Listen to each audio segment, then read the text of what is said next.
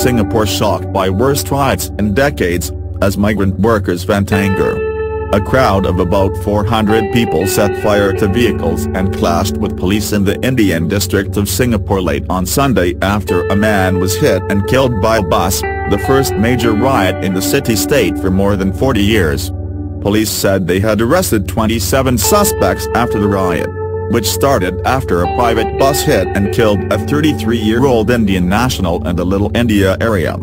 The riot is likely to fuel concerns about discontent among low-paid foreign workers. Last year, Singapore saw its biggest outbreak of labor unrest in years when around 170 bus drivers from mainland China went on strike illegally.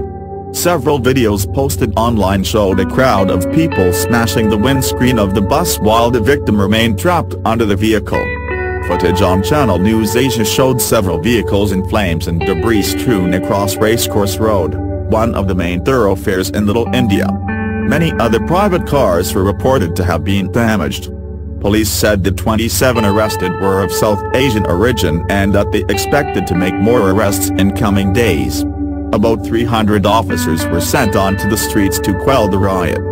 A statement by the Civil Defence Force, CDF, which oversees ambulances and firefighting, said rescuers trying to remove the body had projectiles thrown at them when they arrived on the scene.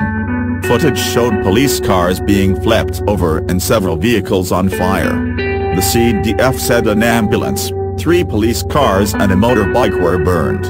The Singapore police force said the violence started following the bus accident.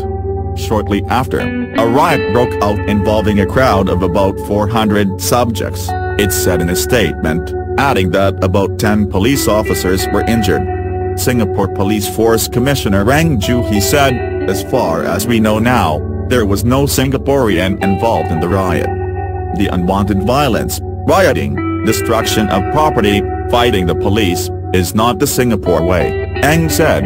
Little India is usually packed with people on Sundays, with many construction workers from Bangladesh and India gathering there to spend their day off.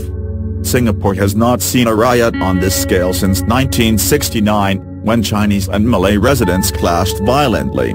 The country has tough laws on rioting that carry a sentence of up to 7 years in prison and possible caning.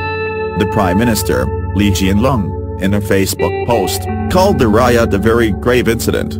Whatever events may have sparked the rioting, there is no excuse for such violent, destructive, and criminal behavior.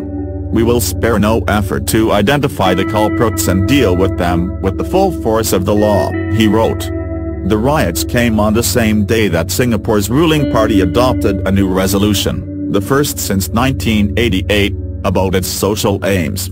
The 8-point statement from the People's Action Party included a resolve to strengthen the Singaporean identity in which people of different races, religions and backgrounds live harmoniously together, embrace one another as fellow citizens and work together for a better Singapore.